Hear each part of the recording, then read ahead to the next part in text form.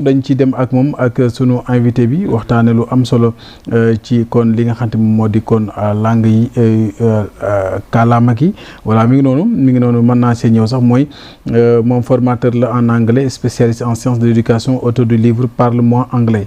Il a débuté son engagement dans l'enseignement de l'anglais en 2010 à Dakar à travers le club d'anglais Martin Luther King avant de se professionnaliser dans le domaine de la formation la FASTEF di foofu ñu tàggate jàngalekat yi ci Dakar mu gunge tey ji nag kon li nga xam ne ñoo ñee di ndonga yi ci seen gën a tàggatu ci wàllum njàng langue boobee Mansour voilà loolu ngay sa mbokkum jàngalekat Mansour kay ngay bind livre nag doo bind parlement séeréer waaw maa ngi koy nuyuwaat bu baax Mansour téléphone bi parce que dafa da nga bi ko présenté tout le temps dafay jégale boppam ak l'anglais te ñu xam ne la langue anglaise c'est la langue universelle daanaka pour nga mun a jot ci yenn xam-xam gi wala ci yenn livres yi sax il faut nga am tuuti notion ci anglais waaw mu am nag benn initiative bu nguur gi jëloon mooy la langue anglaise ñu dugal ko ci primaire parce que auparavant ça n'existait pas yow ngay yëngu ci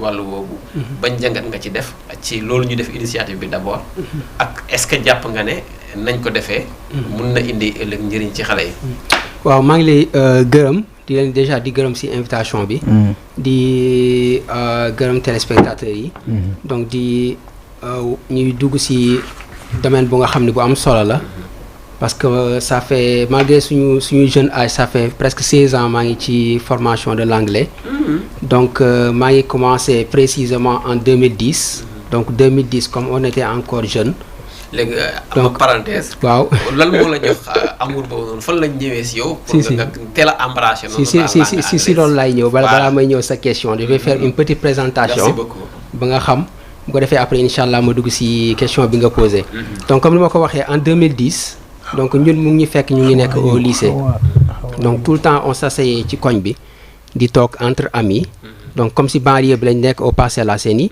on avait remarqué que la plupart des jeunes ñu si bëri ñu ngi délaissé école bi nekk ci dans le football bien vrai que football lu baax la mais football étude lañ wax voilà donc mais ñun zone bi ñu dëkkee la plupart des jeunes ñu ngi commencé woon di abandonner école bi nekk si ni carrière football rek lañ bëgg a def ñun personnellement ñu ngi doon dem école mais pour la plupart du temps si koñ bi lañ doon nekk toog waxtaan ba yenn heures yi donc yàlla def moi j'ai pas été tout le temps excellent en anglais pour wax la dëgg dem naa ba seconde après j'ai eu un professeur monsieur Bakhoum que je salue de passage moom moo ma gën a motivé de par sa méthode bi mu doon jàngalee donc en 2010 ma approché sama benn grand frère Babacar Sam Diène professeur artiste donc avec un ami parce que instant boobu na maa ngi commencé woon di am passion pour l'anglais donc ma commencé di ko jàng j'ai commencé avec je me débrouille di commencé chaque jour may jël benn page jàng pendant une semaine après ma dem ci beneen page donc après avec un ami Lassana Fall benn jour ma ni ko booy dama bëggoon ñu taxawal benn club anglais boobu amaguñ sax expérience club anglais mu ni ma ni ko waaw donc la plupart du temps club anglais ñu ngi ko miinoon ci école yi effectivement mais ñun bokk nañ ci pionniers yi nga xam ni si suñu koñ dañ ko tàmbalee Parcelles Assainies unité 25 donc noonu si lañ discuter ñu ni waaw nañ ci taxaw après on a ñu après ñu wax ko suñu quelques amis ñu jàpp benn date c'était le 4 juillet 2010 précisément muy tombek sax coïncidence ak anniversaire indépendance États-Unis donc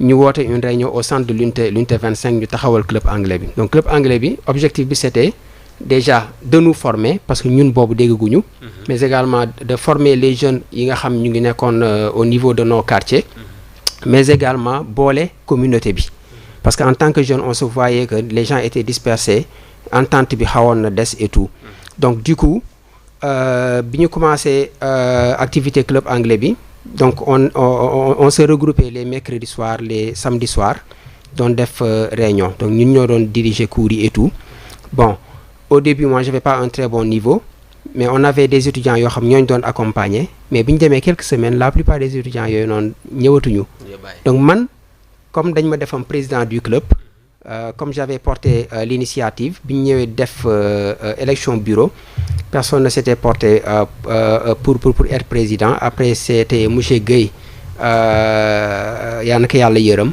qui était alors responsable du centre moo ni est-ce que l'initiateur moom poste bi intéressé wu ko si laa ni bien sûr ñu jox ma poste de présidence donc bi ñu ñëwee def suñu bureau pendant un certain temps étudiants yooyu noonu la plupart ñëwatuñu man ma jël sama responsabilité en tant que président du club commencé di dem di def samay recherche di ñëw di jàngale donc noonu ñu koy def les mercredis les samedis ay ñu dem ba benn moment di ko def les dimanches ci kër yi pour dem di rencontrer parents yi mais également pour vulgariser l'apprentissage de l'anglais et tout donc club anglais boobu noonu di le Martin Luther King English Club tour bi mu ngi jógee si Babacar Sam Dieng bi ma doon wax sànq professeur artiste ñu tuddee ko Martin Luther King mu nekk nit ku nga xam ni ci wàllu ay droit daf si am combat bu am solo bu mu defoon aux États-Unis donc mu nekk une personne repère ñu gën a ko xam si speech am boobu noonu I have a dream waaw donc ñu tuddee ko suñu club anglais bi yàlla def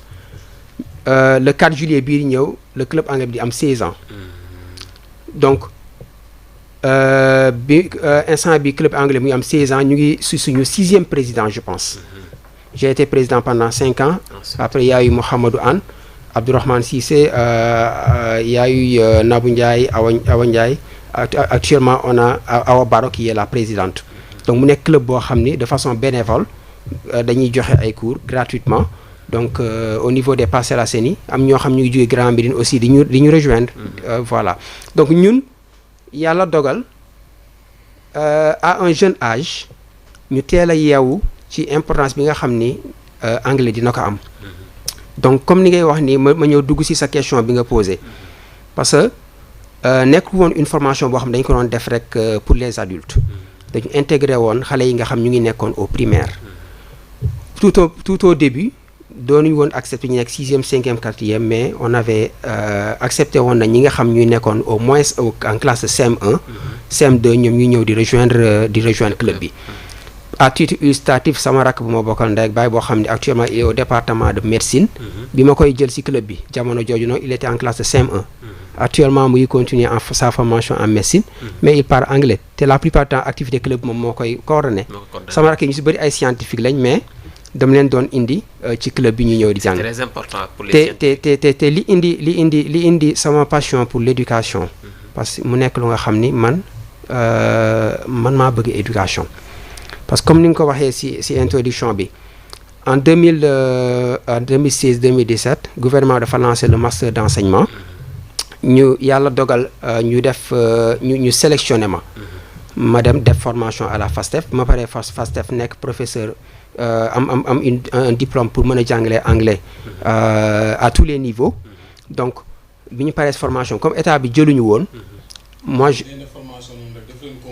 non dañu sélectionné woon sélection la woon quoi master d'enseignement on l'a je pense que master d'enseignement deux années si la plupart jël nañ leen parce que finalement après du gouvernement bi di jëlaat ils ont été recrutés mais man j'ai préféré ne pas déposer man maa préféré woon comme j'avais déjà commencé woon naa jàngale si dans les écoles de formation ma continuer si circuit boobu noonu voilà donc bi ñu defee suñu formation après man ma dem commencé jàng si école de formation yi mais également après demaat naa UVS def beneen formation en sciences de l'éducation donc passion bi ma am pour éducation man fi ma ko jëlee parce que j'ai été élève en difficulté scolaire bi may jugee primaire pour dire j'étais un très bon élève pour ne pas dire un excellent élève je touche du bois ma dem au CM ma commencé am ay difficultés ça arrive donc c'est important que je parle de ça pour que gouvernement bi wala autorités yi wala parents yi ñu bàyyi xel ci loolu boo yoree xale.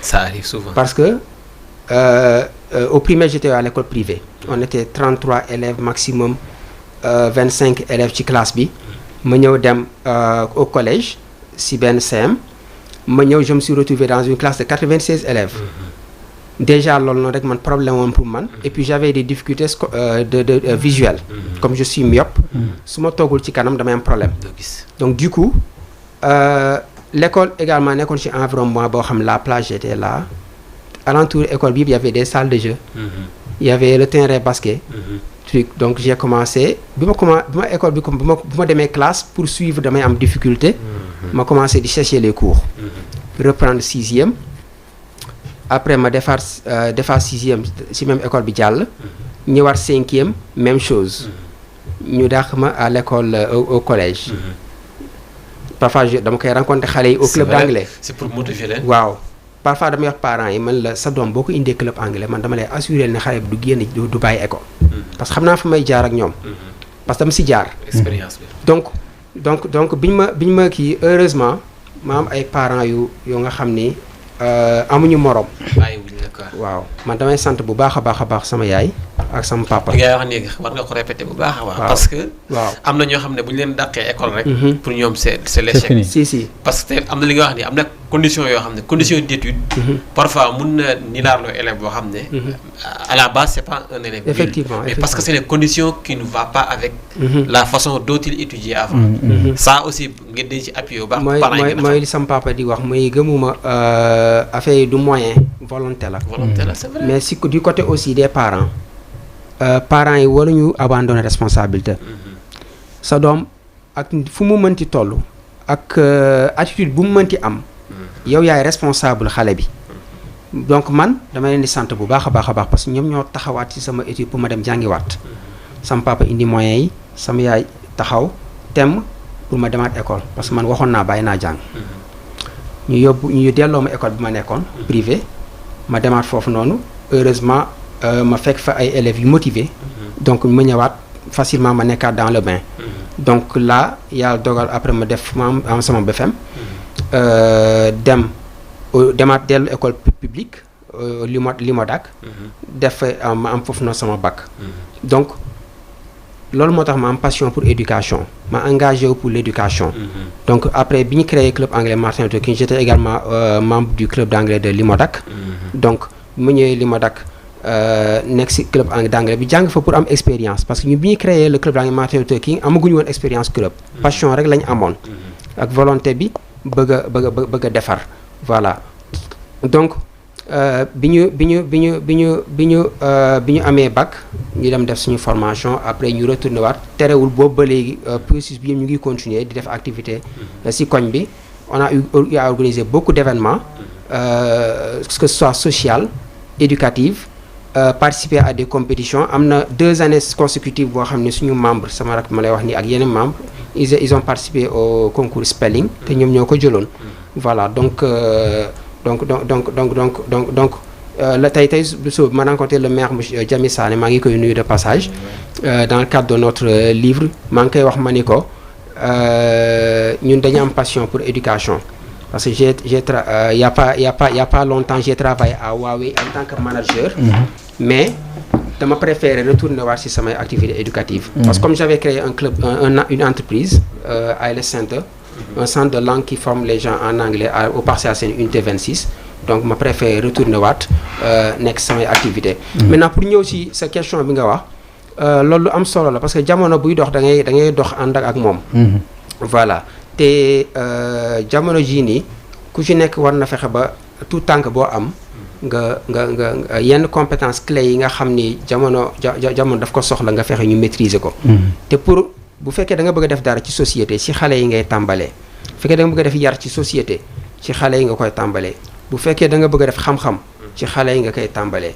voilà donc gouvernement bi initiative boobu noonu ñu am yéene. doxal à travers l'éducation primaire ñun déjà dañ ko ci dugal léegi. waaw déjà primaire. si au niveau je crois actuellement CM1 CM2 pour un test. mais également yaakaar naa am na ay accompagnement yu ñu si war a def.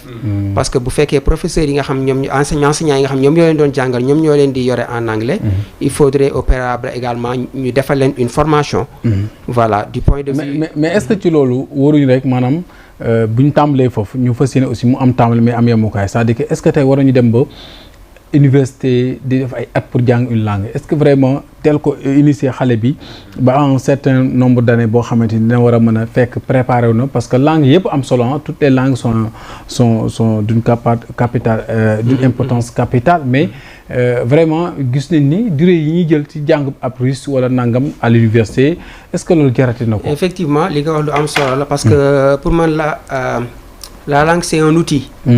langue outil la boo xam da nga ko war a utiliser pour mën a acquérir yeneen compétence voilà donc fii nii comme ni ñu koy defee au Sénégal nga xam ne langue bi dañ koy jël mu nekk loo nga xam ne da nga koy jàng pendant des années et des années ñun ñu si bëri dañuy am difficulté boo demee ba demee ba def bac après da ngay am problème ban la ngay orienté wu donc actuellement jeunes yu bëri dañu am difficulté boobu noonu parce que on nous a appris une langue pendant des années ñu ñëw ba am bac ñu ne la maintenant tu dois faire des choix alors que boobu noonu préparé wuñ la je pense que war nañ bu ñu ko intégrer au niveau le plus bas mais également avec une bonne pédagogie donc fexe ba xale yi si bas âge ñu intégrer ko parce que déjà yow tey ji boo yoree sa doom nga koy initier ci anglais par exemple man sama doom yi parfois dañuy seetaan yenn vidéo en anglais de façon naturelle xale bi dafay intégrer langue bi sans pour autant sax nga siy sonn da nga koy ngay xool benn mike bu intéressant nga tegal ko en anglais mu koy seetaan da ngay jékki-jékki de façon spontanée am lu xew rek mu réagir wax anglais sama doom da ngay def parfois dama waaw kii fan la xamee mot bi daf may impressionné donc méthode boobu noonu xale yi aussi dafa am méthode bu ñu leen di jàngalee à travers les sons les chansons et tout et il paraît que même dans à l'école changé nañ méthode jàngale bi par rapport bu njëkk ci wàllum aspect pédagogique bi ñu doon jàngale effectivement léegi par rapport ak questions yi ñu lay laaj ak genre dialectique yi ñu lay def ak yooyu je pense qu'il y a une évolution effectivement parce que bu njëkk dañu doon tàddewu trop ci yenn programme yoo xam dañu la koy jàngal ay vers ay yoo xamante ni ci anglais pour nga mën a def di nga mën peut-être trouver bu ñu la ko laajee ci devoir ak yooyu mais pour nga former une phrase en anglais wala nga mën a exprimer wu wala da ngay day xaw a difficile daal pour que ñu mu am corrélation effectivement parce que ñun bi ñu demee à la FASTEF bi ñuy formé au début on avait un peu amoon nañ toute difficulté pour retrouver wu parce que méthode bi ñu doon suñu prof daan jàngale ak bi ñu doon formé dafa amoon différence parce qu'on nous formait sur le communicative language teaching nga xam ne da ngay jàng langue bi da ngay jàngale langue bi de façon communicative voilà nga fexe ba nit ki parce que langue nekk loo nga xam ni dañ ko war a da ngay anglais nekk loo nga xam ne da ngay lire nii rek comprendre et tout dañ ko soxla pour mën a communiquer naka nga war a mën a jàngalee nit ki ba mu mën a communiquer loolu aussi beneen affaire la voilà nekkul ni da ngaa maîtriser nekkul ni da nga am vocabulaire bu bëri que da ngay mën a làkk nekkul ni da nga maîtriser des règles grammaire que da ngay mën a làkk donc loolu mooy importance sa livre bi nga xam ne xam naa après dinañ si ñëw parce que nekkul loo xam daf lay sonal ci ay règles de grammaire daf lay jox ay structures yoo xam ne situation boo mënti nekk de façon spontanée di nga xam lan ngay wax. mën nañ dem ci livre bi donc benn question rek parce que dama gisoon benn structure boo xam ne dañ doon vulgariser la langue allemande am na benn structure bu nekk ci université ñu koy wax Goethe. si je connais Goethe waaw. dañ doon liggéey ak ñi nga xam ne dañuy promouvoir la langue allemande yéen ngeen di def une promotion de la langue anglaise est-ce qu'il vous arrive parfois d'être approché par des ambassadeurs ou bien des structures de ces pays anglophones type États-Unis wala Angleterre pour vous accompagner dans votre mission? Ok pour loolu noonu je pense que l'ambassade des États-Unis dama koy wax tout le temps mu ngi def liggéey bu am solo ci côté boobu noonu parce que ñoom à travers leur centre am nañ benn centre bu ñu taxawal boo nga xam ni ñun ba ñuy nekk étudiant sax dañu fa am tout le temps donc là-bas il y a de la documentation gratuite donc da nga mën nga dem voilà documenté wu jàng et tout ils organisent également des activités yoo nga xam ni à travers des clubs d'anglais wala ay journées yoo xam dañuy projeter film nit ñi seetaan après il y a des discussions et tout quoi donc ñoom il y a de cela 2 ans je crois wala 1 an et demi approché woon nañu le club d'anglais Martin Luther King suñu club d'anglais bi ba jotoon def ay formation ak ñun donc yaakaar na genre partenariat yooyu noonu actuellement c'est pas très facile pour nga accéder si parce que actuellement ak difficulté yi États-Unis am ak seen blocage bi ñu def ak yooyu noonu donc pour accompagner yenn initiative yi dafay du xaw a yomb mais daal man li may wax mooy je pense que le gouvernement sénégalais ci boppam war na am ay jéego yoo xam ni dinañ ko def au niveau dinañ ko def ak jeunes yi ci cadre boobu noonu parce que ñun liggéey bi nga xam ñu ngi ko doon def au niveau des Parcelles Assainies mu nekk liggéey boo nga xam ni defaluñ ko woon suñu bopp réew mi lañ ko doon defal voilà te mu nekk lu nga xam ni réew mi daf ko soxla te ñun ni ñu ko doon defee au Parcelles Assainies noonu la ko sama xarit Marie-Hélène doon ko defee à Dalifort sama xarit Obama doon ko defee à Thiès ñeneen doon ko def Louga ak feneen on est une génération boo nga xam ni pratiquement ñun ñëpp xamante nañ doon def liggéey bu am solo ci wàllu anglais donc je pense que gouvernement bi ak ses démembrements ñoom ñoo war a accompagner initiative yooyu noonu parce que ñun yàlla dogal na li gën a am solo mooy expérience. formation baax na mais expérience lu am solo la. mais bu fekkee ni ki dafa am expérience wu jàngale benn domaine donc nga am jeunes yu mel noonu et puis ñu motiver. doon ko def de façon bénévole. donc ñooñu noonu boo leen woowee ci genre initiative yooyu noonu. de façon dinañu yàkkamti accompagner gouvernement bi ci cadre boobu noonu. donc je pense que maa ngi leen di woo ci ñoom ñu ñëw accompagner genre initiative yi nga xam ñun ñu ngi ci nekk. bu ko defee dafay nekk njëriñu Sénégal. voilà. macha allah. ñu ngi koy ziar baax soxna Mbacke moom soxna Fatou Dieng ak Serigne Mohamed Al Fadel ci Ndindi mi ñuy seetaan actuellement léegi la ma yónnee message ñu ngi koy ziar depuis Ndindi ak toute la famille di ci nuyu Basirou Dieng depuis Mbar en tout cas mi ngi noonu di ko ñaanal fan gudd ak wér ak njabootam yëpp soxna si Mbacke bu ñu fàtte si ñaan gis nga émission thème Toi Minutes ñëpp a ko bokk waa ñëpp a ko seetaan maa ngi koy ziar sax que sëñ Bass Mbacke Abdou Khadre Bara Sow Ahmadou Khadim moom it dañuy seetaan waxtu wi de ak sëñ Sidi Mahmadan Mbacke moom it di suñu bunt ci Sëñ Muntaxa ndax fa doon dem moo ñu ngi koy ziar depuis yoonu Touba fa la nga xam te moo di yoonu Touba Belel en tout cas ñu ngi koy ziar bu baax a baax now we talk about your book. Yes. I think that it was. Yes, of course. Yes, okay. Thank you. Boy ne régie. So ñu waxtaane livre bi donc est-ce qu'on peut revenir sur le livre. waaw le livre c'est Parle-moi anglais comme ni nga ko gisee. Donc comme j'ai dit c'est le fruit d'une longue expérience. boo nga xam ne am nañ ko pendant 16 ans ñu nekk ci liggéey ci wàllu anglais. Tout d'abord commencer par une expérience à travers les clubs d'anglais. Après ñu am formation. Donc formation boobu noonu ñu pratiquer ko ci école yi. Voilà de tout le temps parce que booy jàngale da ngay am retour. À chaque fois li ñuy gën a remarquer mooy étudiant ñi nga xam dañuy étudiants yi. wala ñi nga xam dañuy ñëw sama centre pour jàng anglais. question bi ñuy posé mooy monsieur def naa anglais pendant 15 ans pendant 13 ans am naa vocabulaire bi su kenn di wax dinaa comprendre su ma lire texte dinaa comprendre mais sama problème mooy naka laay def ba wax. Donc la plupart du temps bi ñu gisee bi ñu amee question yooyu noonu tout le temps nit ñi ñu ko posé ñun nañu essayer réfléchir ci benn méthode boo nga xam ni dinañ ci travailler bu ko defee ñu def ko benn livre boo xam ne dana jariñ nit ñi. Voilà mu nekk méthode boo nga xam ni livre boo xoolee amul ay règles grammaire yoo xam ne dañ la ko siy jàngal. amul partie boo xam ne dañ ko ci réserver ak règle grammaire lépp c'est communication. À travers des thèmes. Voilà situation boo mënti nekk expression yi ngay soxla de façon naturelle te li ci gën a am solo mooy. Oui, j'ai vu que ne dañ ko ci si ay expression de tous les jours expression de tous les jours yoo xam du la sonal. Et puis li ci gën a am solo mooy la plupart da ngay gis livres yi bëri nañ. mais bii dañ ko def de telle sorte que gis nga anglais ni ngay gisee mot bi ak ni nga koy liiree. dafa am différence. Parfois nit daf may contacter monsieur dama bëgg nga jàngal lu tax ma commencé cours ak moom. mun ma lu tax jàngaloo ma alphabet. man ko su ma la ko jàngalee tamit du tax nga mën a lire. C'est la phonétique. Parfois damay joxe waaw c'est la merci. Parfois damay joxe benn exemple tout le temps sama étudiants yi dama leen bind benn mot EWE. EWE. xam nga ni ñu koy prononcer. EWE. E wala I. E en français. E en français. W français. W. bu dee E en français ñu ko lire ci anglais. waaw non EWE. C'est un mot en anglais. C'est un mot en anglais. waaw. xaw ma ko. wii de xam naa ko bu dee W kese la. waaw mais léegi EWE ça se prononce de la même façon que you lañ koy prononcer. ça signifie bërëb yi lay signifier. xar mu ndaw. waaw gis nga te EWE lañ koy bindee. te pourtant moom ak le mot you ñoom ñoo bokk ni ñu leen di prononcer. mais bokkuñ écriture. déedéet bokkuñ écriture c'est vrai. donc loolu li la koy permettre nga mën a xam naka la ñuy prononcer mot bi c'est la phonétique. mais est-ce que c'est la prononciation c'est la phonétique mais est-ce que les langues aussi dans par exemple dañ naan la anglais British English. ak beneen bi nu mu tëddi. American English. voilà American English. dafa am ay différences.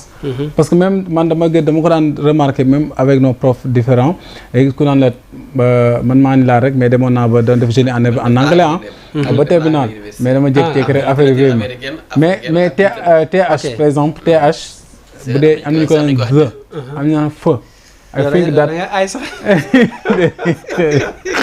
waaw sànni xeer waay ay bul tax booy di siir si ni koy prononcé nii am na ñoo mënuñu ko yooyu aussi da ci nekk dafa am différence li nga xam lu am solo la moo tax ci livre bi fi ma doon wax sax avant loolu mooy expression bu ma la indil en anglais dama lay defal transcription en français bu ko defee yow doo sonn da ngay boo lire transcription bi da ngay am son réel bi donc loolu livre yu bëri duñ ko indi donc livre bi ni daf ko indi maintenant li ngay wax noonu livre bi aussi am na guide de prononciation le son th boobu noonu ngay wax indi naa ko ci parce que boo xoolee son boobu noonu parfois moom mooy sonal francophone yi parce que français amul le son th le th ça se prononce de deux façons en anglais you put the tip of your tongue between the upper teeth and the lower teeth da ngay jël sa catu làmmiñ te ko si diggante mâchoire supérieure ak inférieure nga wax th comme Gareth Bale am nañu benn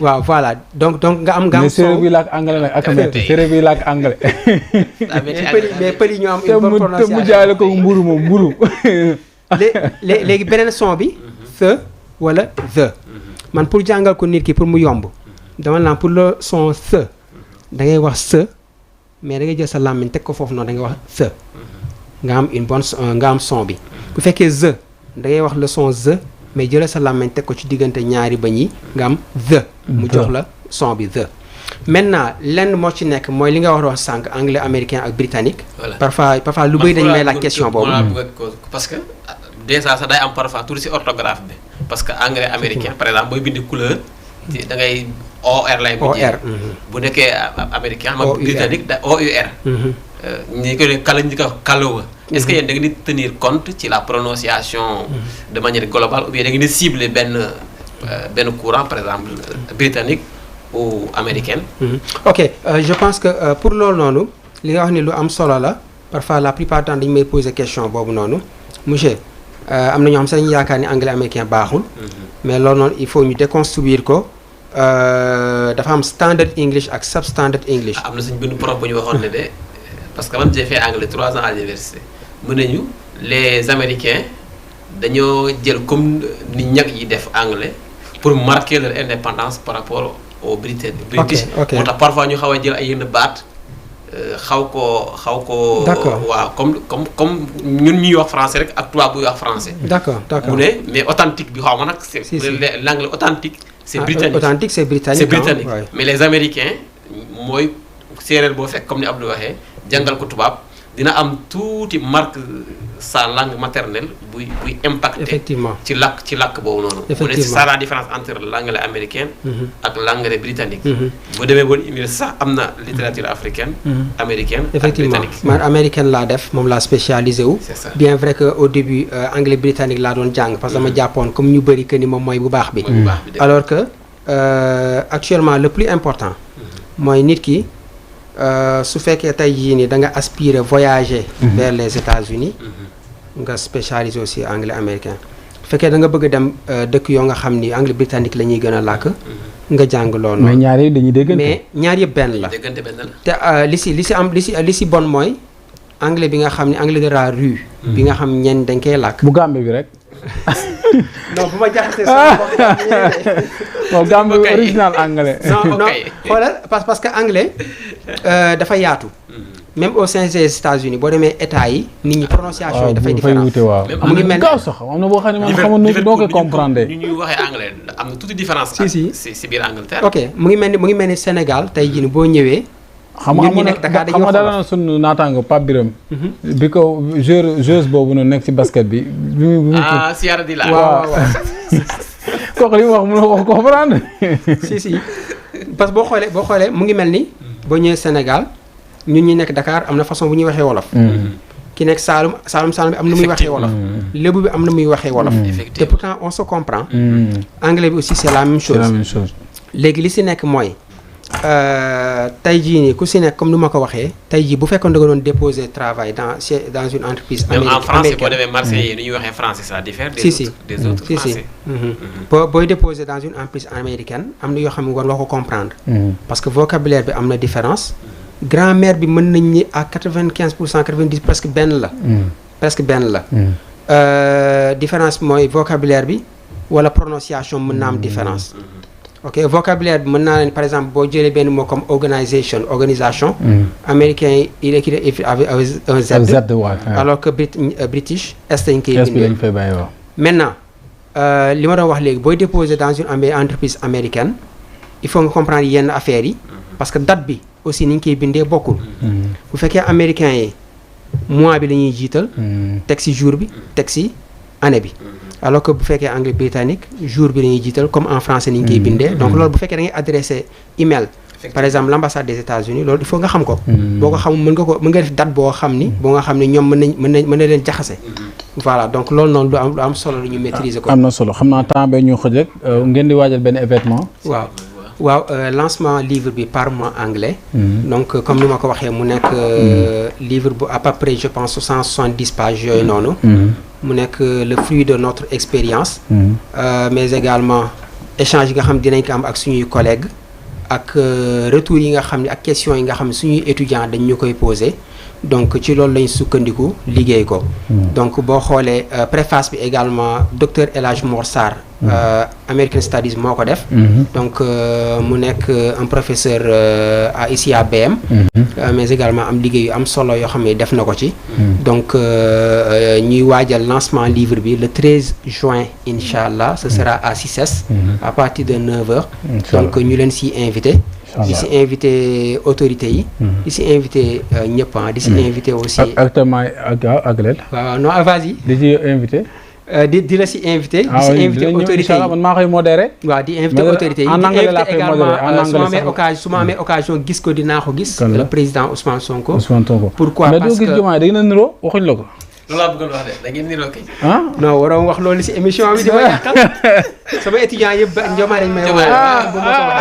Diomaye dañ niroo de. donc président li ma doon wax. donc président Ousmane Sonko pourquoi parce que pendant 3 ans j'ai été le tuteur de ses enfants. doon leen suivre en anglais ak français këram. waaw donc di nuyu. madame Khady Kébé. macha allah Khady Kébé maa ngi koy nuyu. bu baax a baax. voilà donc nekk nit ku baax livre yu bëri. donc pendant 3 ans bu fekkee nit ki wóolu nga ko say doom. muy ñëw di leen jàngal. anglais. voilà di ñëw sa kër di dem di jàngale. donc yaakaar naa am na relation yu nga xam ni. parfois nit ñi dañuy wax lu tax bu ñu waxee Ousmane Sonko ma fas sama kanam.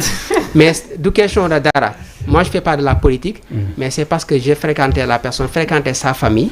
donc pendant 3 ans donc am na lu nga xam ne xam naa ko ci ñoom. donc di leen woo di leen invité également affaire bi seen bis la. mais xale yooyu nañ war nañ ñëw. waaw bien sûr commune Parcelles Assainies bi nga xam fa laa dëkk. màggee fa. donc maa ngi leen ciy woo. seen i yëf la ñoom ñoo ko moom. macha allah le maire de Dakar également maa ngi essayer pour rencontrer ko. incha allah donc. ñu xamee ko noonu. ndamu Sénégal la. parce que jeune sénégalais moom moo ko def. génnaguma Sénégal. bon à part que juddoowuma Sénégal Gabon laa juddoo. mais depuis bu ñu ñëwee Sénégal ba léegi man demaguma pays anglophone. sama lépp fii la. j'ai préféré étudier ici au Sénégal. donc nañu. accompagner ñoo nekkoon Gabon quoi. waaw ok macha allah par rapport ak yaa ngi ci lan yaa ngi jàngale actuellement ni anglais. actuellement maa ngi jàngale ici je sais pas ndax mën naa tudd. allez-y graaw. donc actuellement je suis professeur à BM. donc maa ngi fay jàngale anglais. mais également business English anglais général. maa ngi jàngale également ESP école supérieure polytechnique ça fait presque 5 ans maa ngi foofu noonu. donc étudiants de biologie chimie maa leen yore en anglais. am na solo mais également ñuy def qualité sécurité master ak licence. léegi bu nga ni initié ñi nga également sama centre de langue. Innovative Language Education Services. IELTS Center bi nekk Parcelles Assainies unité 26. donc boo xoolee si couverture du livre bi. di nga gis sama chaîne TikTok. ñi nga xam ñu bëgg nañ ko suivre également. ñu suivre ñu foofu. c'est important macha allah. donc cours en ligne lépp la